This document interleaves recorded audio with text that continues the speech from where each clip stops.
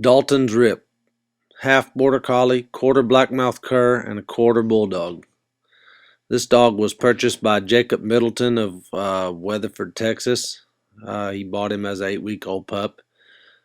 Um, Started him, worked with him a little bit, and had some issues with him, had some trouble. Wanted to also get him promoted for possible stud breeding. And so he brought this dog to me to work with, and we're doing some trading on him and whatnot. But what we have here is set up on a little bit of an outrun. I set him up on the fence and sent him to his cattle. Right there, he made a pretty big mistake. It's not that big of a deal. I mean, it's something pretty easily trained on.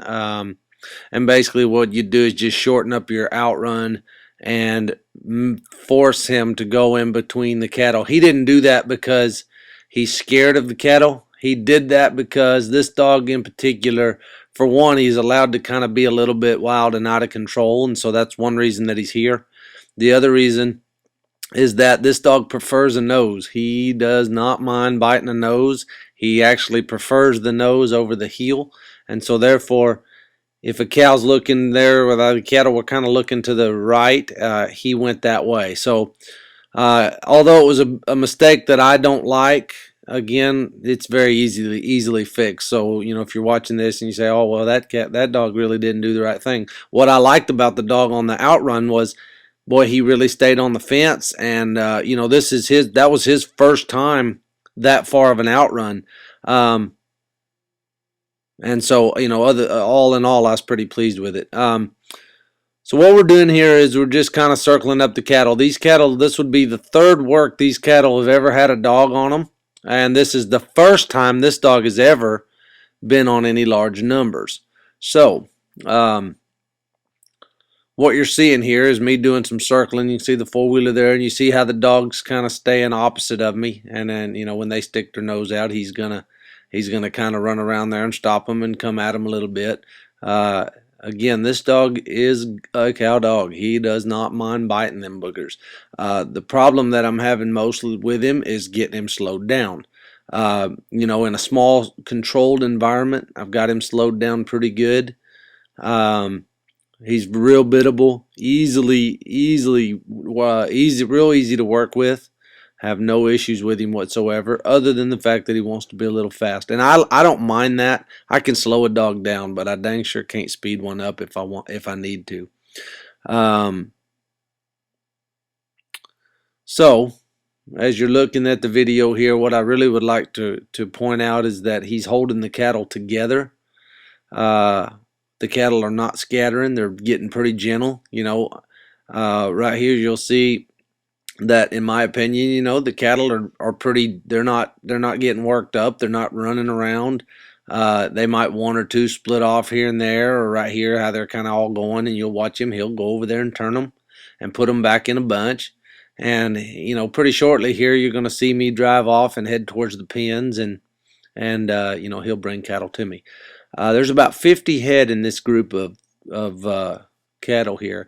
A couple of things, again, I do like about him is you'll see the cattle get worked pretty quietly. I mean, for the most part, they're not running. They're not, maybe a trot here and there, but they're moving pretty light and pretty gentle. And so I like that about him. As we get closer to the pens, what I'd like to do is point out some things that some of you folks might run into. Exactly kind of what we're doing. I'm not really doing this other than for Jacob. I wanted him to be able to have something to promote his dog.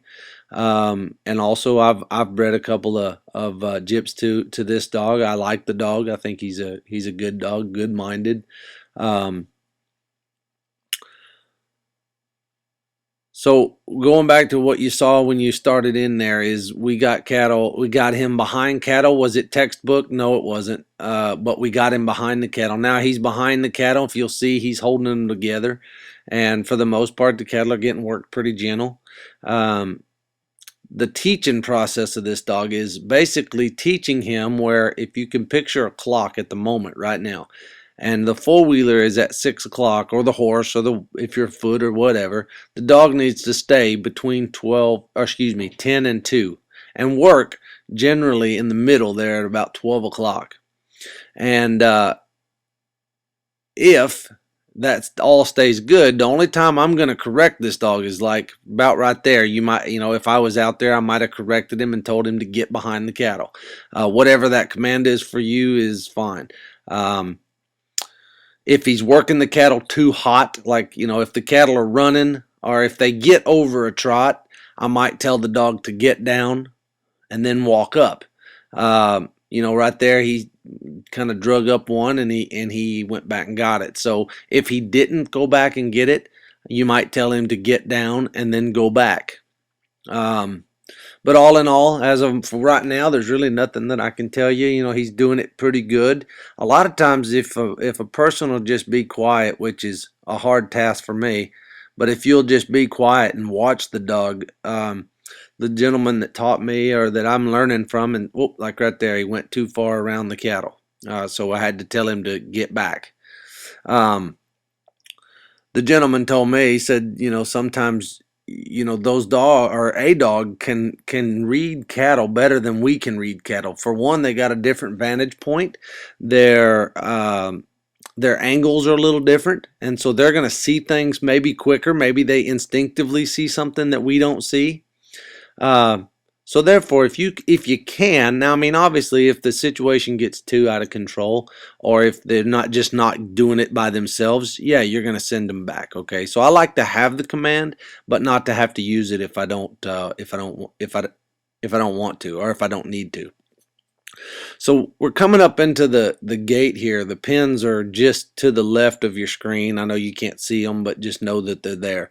Now what I'm trying to do is get this dog to stay back. Now, where the cattle want to stop right here, you'll watch these front few calves will jump back towards the bottom of your screen here. And what that is this dog prefers to bite a nose. I have seen him bite a heel. He just doesn't prefer it.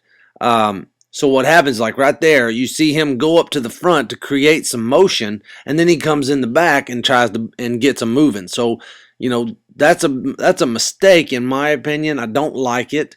But again, this is something that we're working on during the training process. So any of you that are watching that maybe run into the same problem, what you would do here, what I start to do here in a second is you'll see me get him down when he is in position and make him sit there. Now, if the cattle go the wrong way, then yes, he can go and fix it and that's fine.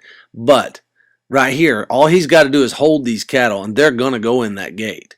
And so, like you'll see right here, and he goes back around there. What I want him to do is stay about right there where he's at and just get down, or even if he just wants to stay there, that's fine. But like you'll see him, he'll go up here and the cattle kind of come back towards you here on the screen, and then he goes over here and blocks them, and then he goes up there and creates some movement where if he's a little bit stronger in the heel bite, and which he may over time, this dog is also pretty exhausted. We dog broke 2 pretty wild cows earlier, and he earned his dog food that day, and that was only about an hour prior to this video. So as it is, I don't have any doubts on this dog being a producer.